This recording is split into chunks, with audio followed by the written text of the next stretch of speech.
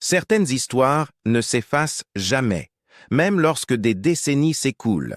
La mort de Natalie Wood est l'une de ces histoires obsédantes qui a refusé de reposer en silence. Elle n'avait que 43 ans lorsqu'elle a disparu dans les eaux au large de l'île de Catalina en 1981, laissant derrière elle sa famille, sa carrière et d'innombrables questions sans réponse. Le silence autour de sa dernière nuit était assourdissant, mais peu à peu, des témoins, des enquêteurs et des membres de sa famille ont commencé à parler. Ce qu'ils ont révélé n'était pas seulement de la confusion et du chagrin, c'était de la suspicion, des contradictions et des révélations plus sombres que ce que quiconque voulait croire. Le mystère de Natalie Wood n'était pas simplement un accident du destin. Il est devenu un miroir des ombres cachées d'Hollywood. La naissance d'une star et le poids de la célébrité. La vie de Natalie Wood a commencé comme un scénario hollywoodien. Née Natalia Nikolaevna Zakharenko. Le 20 juillet 1938 à San Francisco de parents immigrants russes, son enfance fut marquée à la fois par l'ambition et la peur. Sa mère, Maria, la poussa vers l'écran dès l'âge de 5 ans, convaincue que sa fille était destinée à la grandeur. Cette prédiction sembla juste lorsque Natalie obtint son premier rôle important dans Miracle en 34e rue en 1947, incarnant la petite Suzanne Walker. À seulement 8 ans, elle était déjà un visage reconnaissable dans les foyers américains. Mais la célébrité précoce n'était pas un conte de fées. Ses amis d'enfance et ses biographes rapportèrent plus tard que Maria avait inculqué à Natalie une profonde peur de l'eau, liée à la prophétie d'une gitane selon laquelle sa fille mourrait un jour dans un sombre plan d'eau.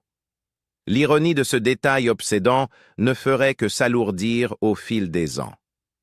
Dans les années 1950, Natalie réussit à s'affranchir de son image d'enfant star.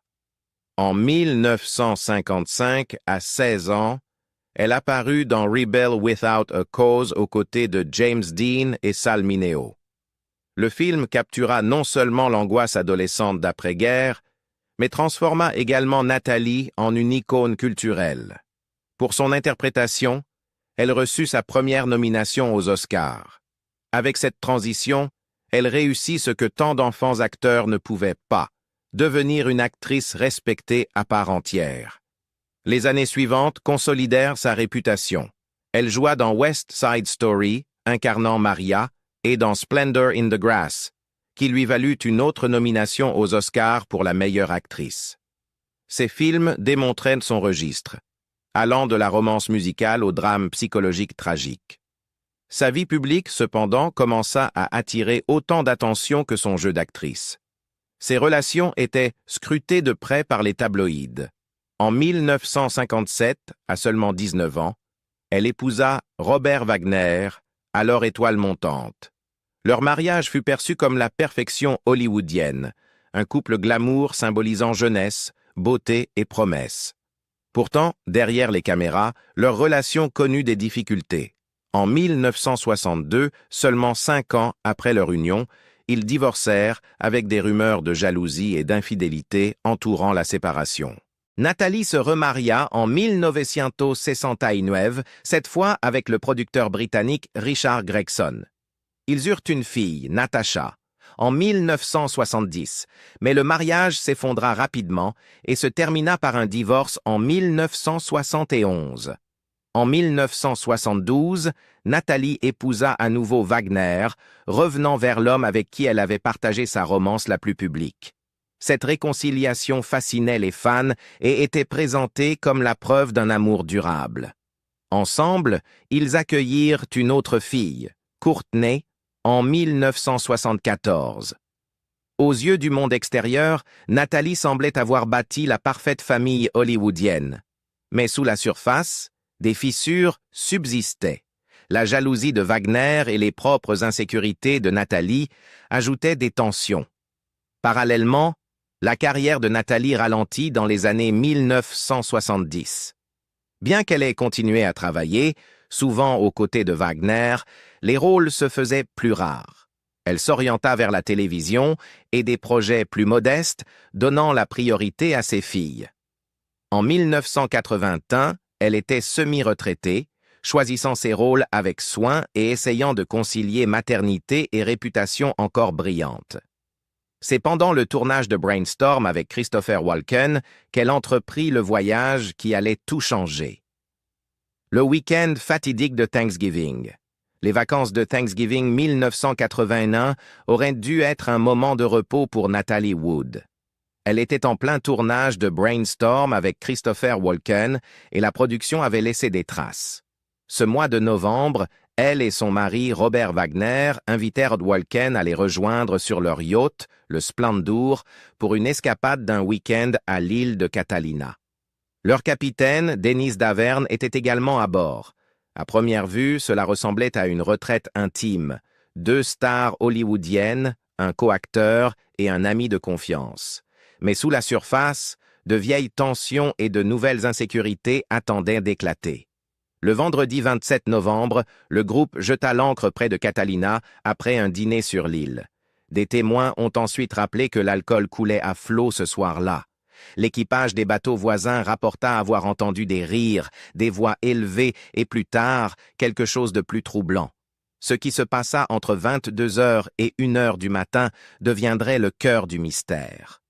Selon les mémoires de Wagner, Pieces of My Heart, Walken aurait fait des remarques sur la carrière de Natalie au cours de la soirée. Walken, connu pour son intensité et son art, exhortait Natalie à privilégier sa carrière plutôt que sa vie domestique. Wagner, en revanche, voulait que Natalie se retire du cinéma pour se consacrer à la famille.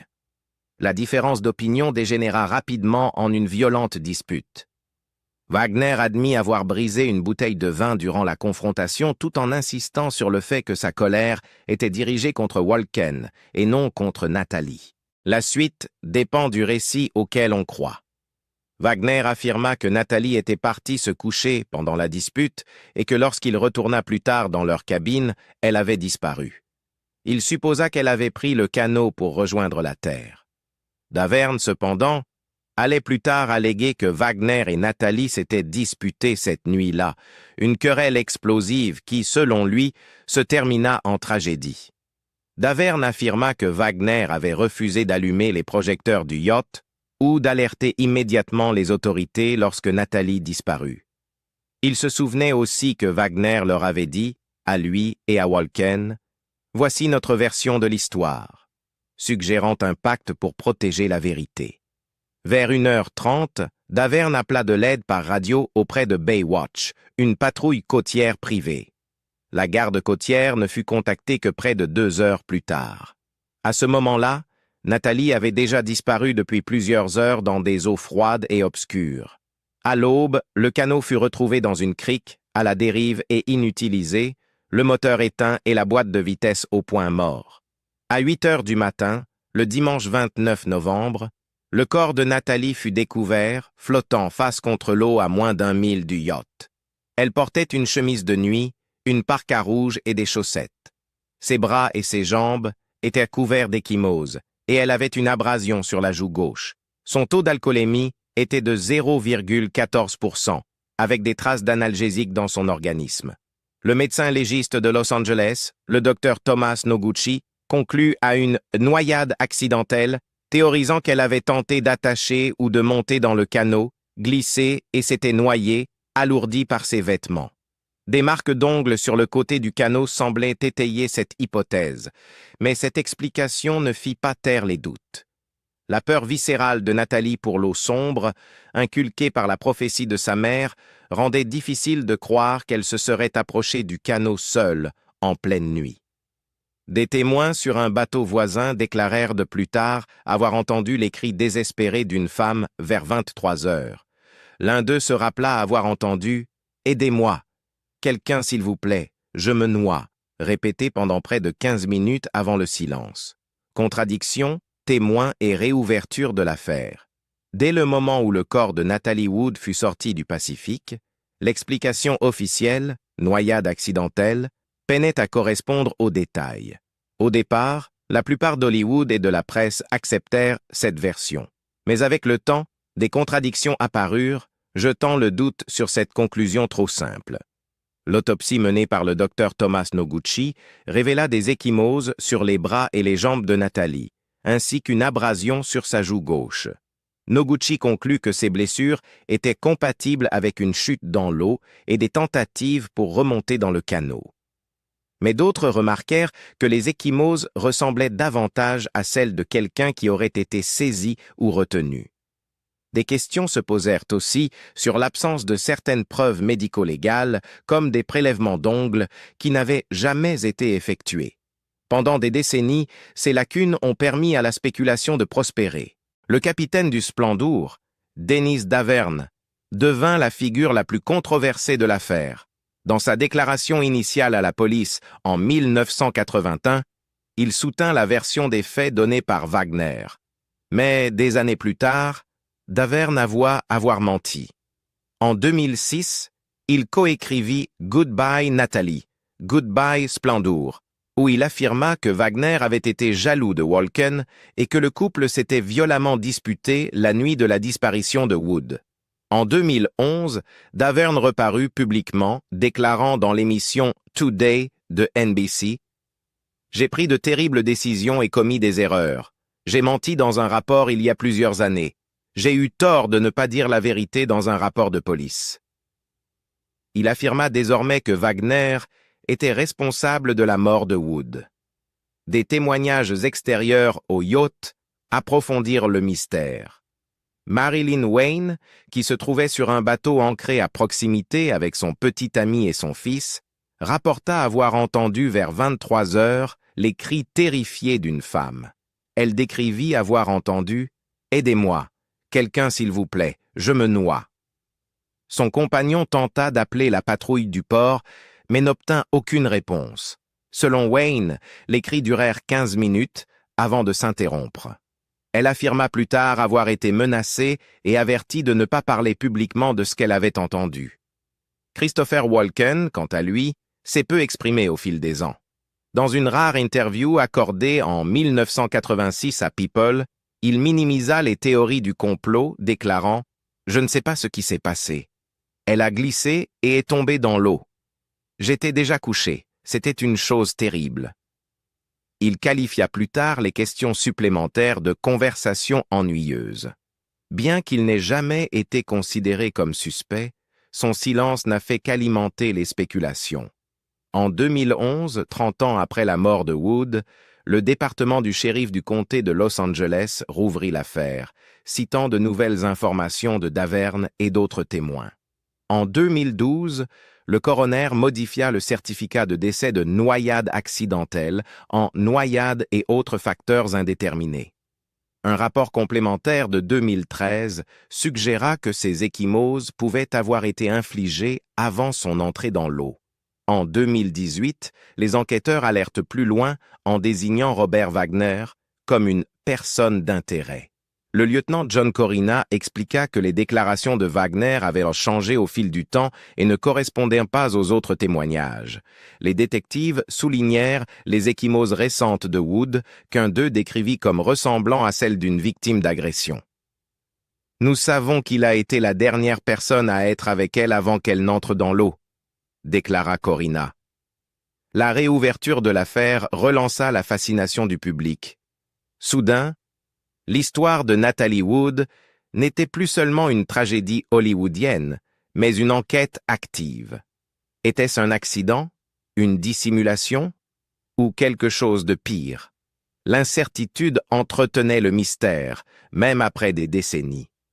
Division familiale et accusation publique.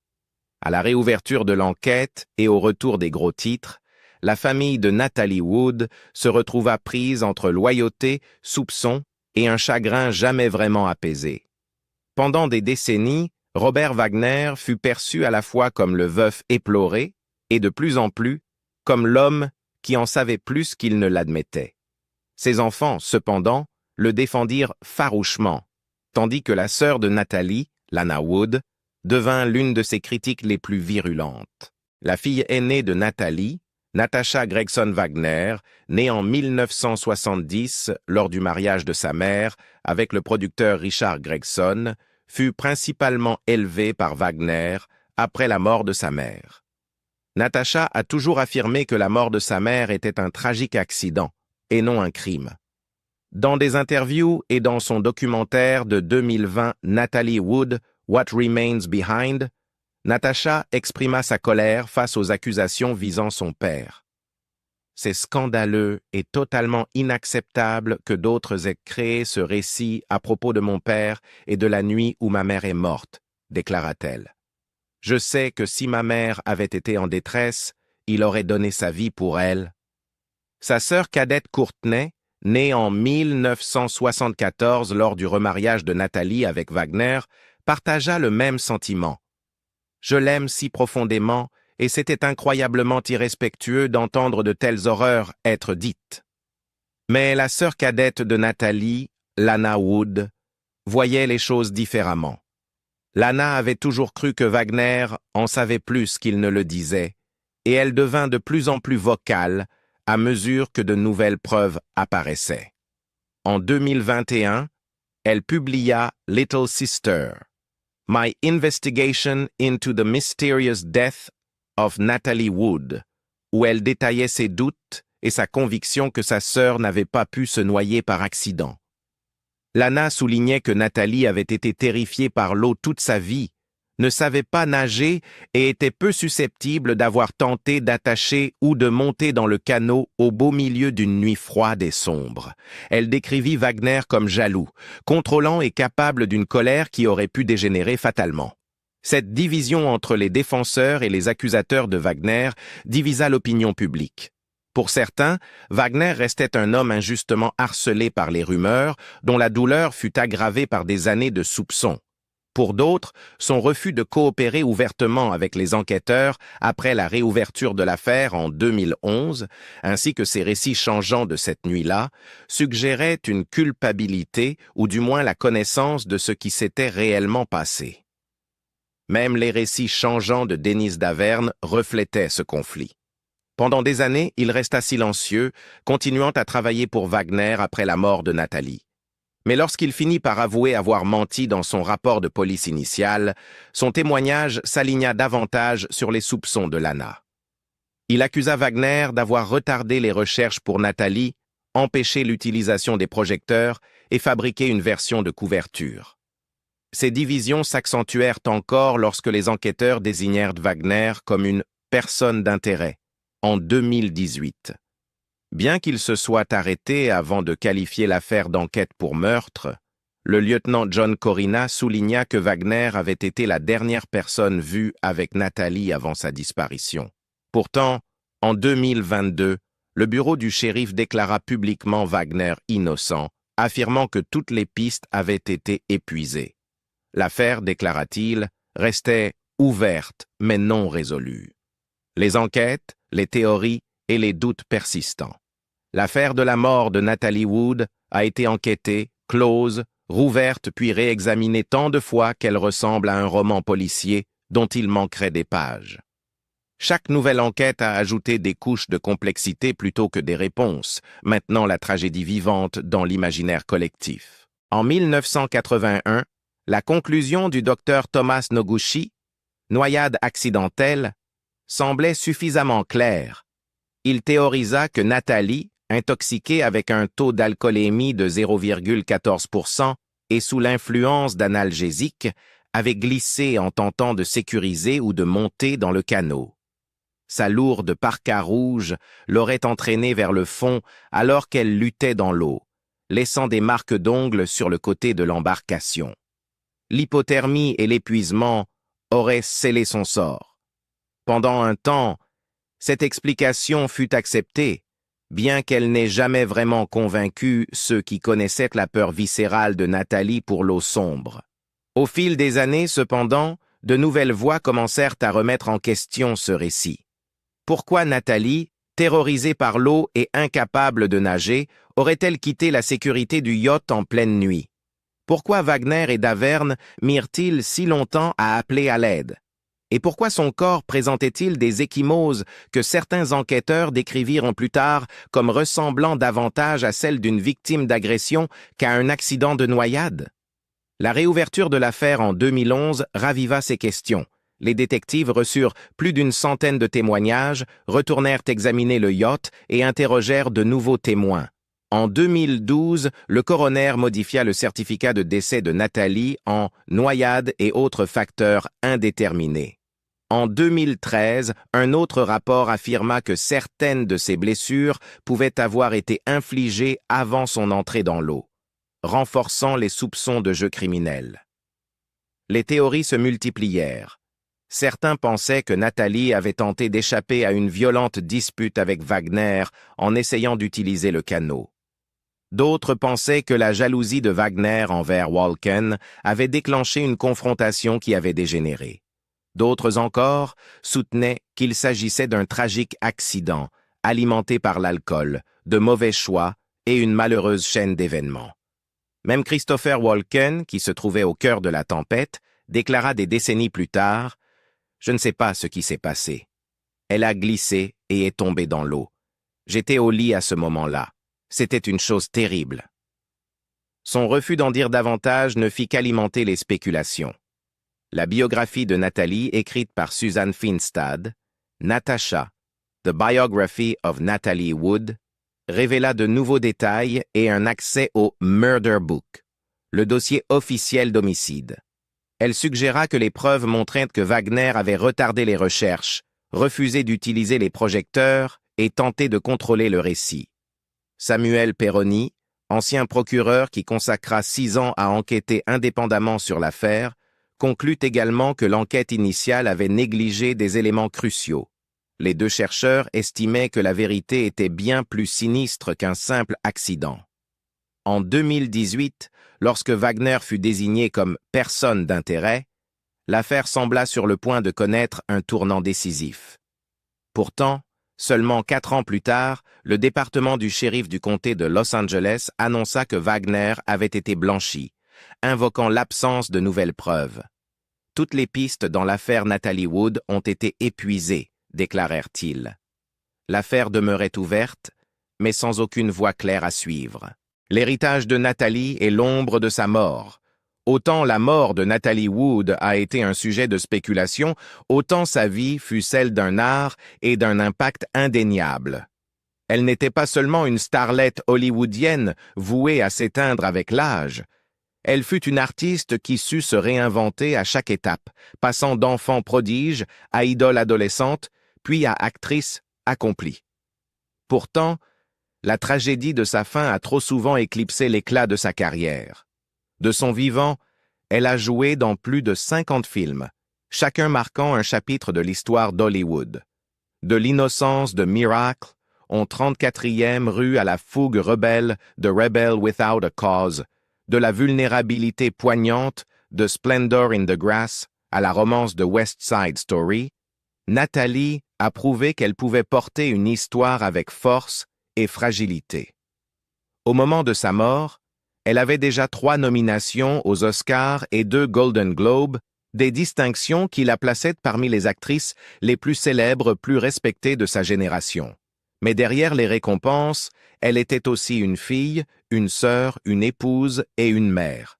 Sa fille aînée Natasha n'avait que 11 ans lorsqu'elle perdit sa mère, et Courtney seulement 7. La soudaineté de la mort de Natalie bouleversa leur monde, les forçant à grandir dans l'ombre d'un mystère auquel elles ne pourraient jamais échapper. Wagner, à la fois père et veuf, devint leur protecteur, mais aussi l'homme que beaucoup accusaient.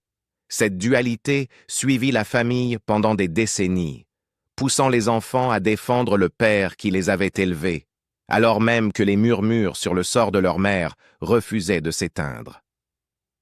Les voix contradictoires au sein de la famille reflètent l'héritage divisé que Natalie a laissé derrière elle.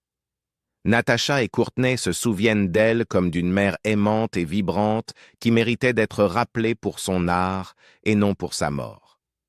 Lana Wood, sa sœur cadette, s'est battue pour que les questions sans réponse ne soient pas oubliées. Chaque point de vue détient une part de vérité. La joie de sa vie et la douleur de sa disparition sont indissociables. La fascination culturelle pour Natalie Wood perdure parce que son histoire incarne à la fois les plus grandes lumières et les ombres les plus sombres d'Hollywood. Elle fut un symbole de beauté, de talent et de gloire, mais aussi d'exploitation, de secret et du prix du silence. L'amendement de son certificat de décès en 2012, la désignation de Wagner comme personne d'intérêt en 2018 et son blanchiment final en 2022 n'ont pas dissipé les doutes. Au contraire, ces faits soulignent à quel point la vérité peut être fragile lorsque se croisent célébrité, pouvoir et tragédie. 4 décennies plus tard, le mystère de Natalie Wood n'a jamais été véritablement résolu. Même si la justice a refermé ses dossiers, la mémoire publique, elle, ne s'est pas tue. Chaque récit, chaque documentaire, chaque témoignage de ceux qui l'ont aimée entretient la flamme de son histoire. L'héritage de Natalie Wood est double, celui d'une actrice brillante qui a laissé une empreinte indélébile sur le cinéma et celui d'une des tragédies non résolues les plus obsédantes d'Hollywood. Plus de 40 ans plus tard, les questions persistent et le silence reste plus fort que les réponses. La vie de Natalie Wood fut remplie de triomphes, mais sa mort laissa une blessure jamais refermée. Pensez-vous que son histoire s'est terminée par un tragique accident, ou croyez-vous qu'il y eut davantage? Dites-le nous dans les commentaires et n'oubliez pas de vous abonner pour plus d'histoires inédites sur les plus grands mystères d'Hollywood.